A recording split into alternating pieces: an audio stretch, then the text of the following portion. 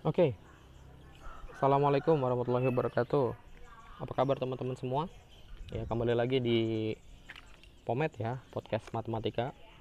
Setelah kemarin kita UTS, kemudian sebelumnya kita langsung Zoom, sehingga penyampaian materi podcastnya itu bisa langsung disampaikan. Dan kalau UTS kan nggak mungkin ada Pomet ya. Nah, eh, pada podcast kali ini saya berada di depan rumah gitu ya. Jadi tidak di studio, tapi saya di studio alam. Jadi kalau nanti teman-teman mendengarkan suara burung gitu ya, suara ayam, bebek, ya itu wajar ya. Karena memang saya berada di studio alam, jadi kondisinya juga alam, banyak pohon gitu ya, langsung beratapkan awan, ya pokoknya sejuk lah ya udaranya. Ya, tapi podcast kita tidak membahas itu kali ini, kita akan membahas tentang belajar dari ujian. Waduh, kenapa tuh? Karena lengkapnya banyak orang yang belajar untuk ujian tapi tidak belajar dari ujian. Banyak dari kita yang belajar nih sampai malam untuk mengerjakan ujian di esok harinya, atau kita belajar nih berapa bulan gitu ya untuk mengerjakan soal-soal UN. Yang belajarnya kita lakukan ini untuk mengerjakan soal ujian nanti. Nah, tapi sedikit dari kita, atau mungkin bahkan bisa dihitung dengan jari dari kita yang belajar dari ujian. Maksudnya apa sih belajar dari ujian? Ya, kita mengambil hikmah atau kita mengambil value-value, kita mengambil pelajaran setelah ujian itu selesai. Nah, jadi ada value yang kita dapatkan, ada hikmah yang kita dapatkan, ada pelajaran yang kita dapatkan dari apa?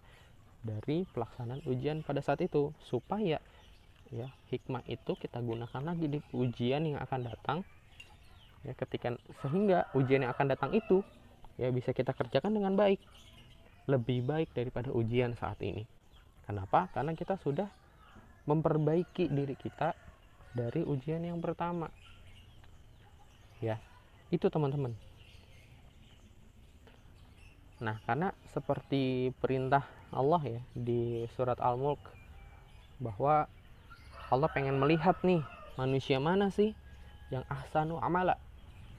Di awal-awal surat Al-Mulk kan ada tuh artinya bahwa Allah menciptakan manusia tuh menguji manusia. Ya, salah satu tujuannya adalah untuk melihat manusia mana yang ahsanu amala, yang amalnya paling baik. Nah, salah satu cara supaya kita bisa melakukan amal yang paling baik adalah dengan tadi, kita ambil hikmah, kita ambil pelajaran, kita ambil value, nilai-nilai kebaikan dari ujian yang pernah kita lewati, sehingga ujian selanjutnya kita bisa ahsanu amala, amal kita terbaik. Misal pada PTS kali ini, apa sih pelajaran yang bisa kita ambil? Kalau yang saya dapatkan, kalau yang saya lihat, bahwa kita jangan sampai sekali-kali pernah menunda-nunda pekerjaan. Karena nanti pertama di akhir pasti akan numpuk. Kedua, kalau udah numpuk ya sulit untuk mengerjakan semua tugasnya. Pasti ada tuh yang ketinggal satu dua. Ketiga, kalau numpuk pasti kitanya stres, atau pasti kita entah sakit lah, entah kecapean, entah apapun itu namanya, pasti ada efeknya. Beda dengan kita mengerjakan tugasnya ya sesuai dengan jadwalnya, sehingga tidak ada utang nanti di akhirnya, tidak ada tanggung jawab yang belum terselesaikan di akhirnya, sehingga apa, ya tugas-tugas kita aman tuh. Kenapa? Karena kita selalu kerjakan sesuai dengan waktunya, tidak ditunda-tunda, tidak ditumpuk-tumpuk seperti itu. Karena lagi-lagi tugas, ya baik tugas sekolah, tugas LTA, tugas rumah, atau tugas apapun itu tanggung jawab kita dan harus kita selesaikan ya. Itu tanggung jawab yang harus kita selesaikan. Nah, oleh karena itu, supaya tanggung jawab bisa kita kerjakan semua, maka kerjakan sesuai dengan deadline-nya, kerjakan sesuai dengan ya waktu yang telah diberikan untuk mengerjakan ujian itu. Nah, itu salah satu hikmah, salah satu pelajaran yang mungkin bisa kita ambil buat ujian yang akan datang. Ya, salah satunya adalah jangan pernah menunda tugas, jangan pernah menunda pekerjaan. Seperti itu. Dan di surat Al-Insyirah pun ada kan ya, di ayat terakhirnya tuh, setelah inna ma'al usri yusra, fa inna ma'al usri yusra, inna ma'al usri yusra, fa idza faragta fansab wa ila rabbika farghab. Setelah kamu selesai mengerjakan sesuatu, maka kerjakan yang lainnya.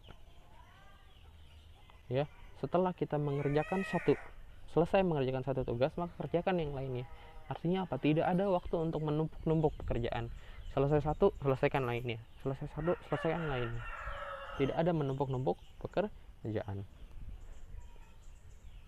Nah, mungkin ini ya salah satu hikmah. Apa hikmah PTS menurut kalian? Apa hikmah PTS pada saat ini, PTS kemarin menurut kalian? Nah, silakan tulis di kolom komentar ya. Pertama tulis pelajarannya apa, hikmahnya apa yang kalian dapatkan, kemudian tulis nama dan kelas. Nanti kita akan baca satu-satu. Ya, komen terbaik ada nilai plus. Oke? Terima kasih buat teman-teman semua telah mendengarkan podcast kali ini. Tapi sebelum ditutup, saya ingin memberikan pengantar dulu bahwa agenda kita, KBM kita pada hari ini adalah mengerjakan soal review. Ya, kita mereview materi kita sebelum UTS, yaitu bilangan pangkat dan akar. Nah, materinya sudah saya siapkan semua. Silakan teman-teman baca di postingan materi pertemuan. Saya lupa antara 13, 14, 15. Kalau tidak salah di pertemuan 15 itu ada PPT-nya. PPT materinya itu bisa teman-teman lihat.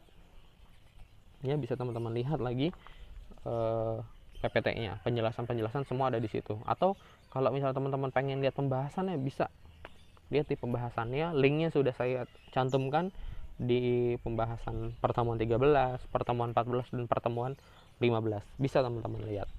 Kayak gitu. Nah, ngerjain soalnya di mana hari ini? Hari ini ngerjain soalnya di Google Form. Google Form-nya pertama saya sudah setting tidak dalam bentuk kuis. Jadi kunci jawabannya tidak saya cantumkan di situ dan nilainya tidak akan muncul sebelum saya koreksi. Kedua,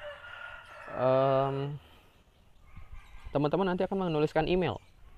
Ya, karena nanti satu email adalah satu kesempatan. Berarti kalau teman-teman sudah submit menggunakan email tersebut, tidak akan bisa submit lagi.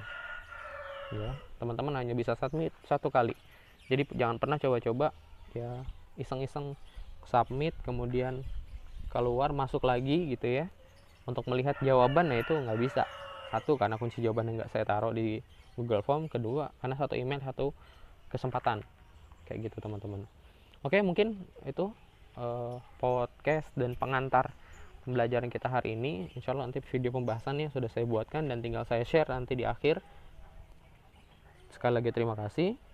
Sampai jumpa. Kita doakan semoga corona segera berakhir sehingga kita bisa bertatap muka secara langsung. Kurang lebihnya mohon maaf. Assalamualaikum warahmatullahi wabarakatuh.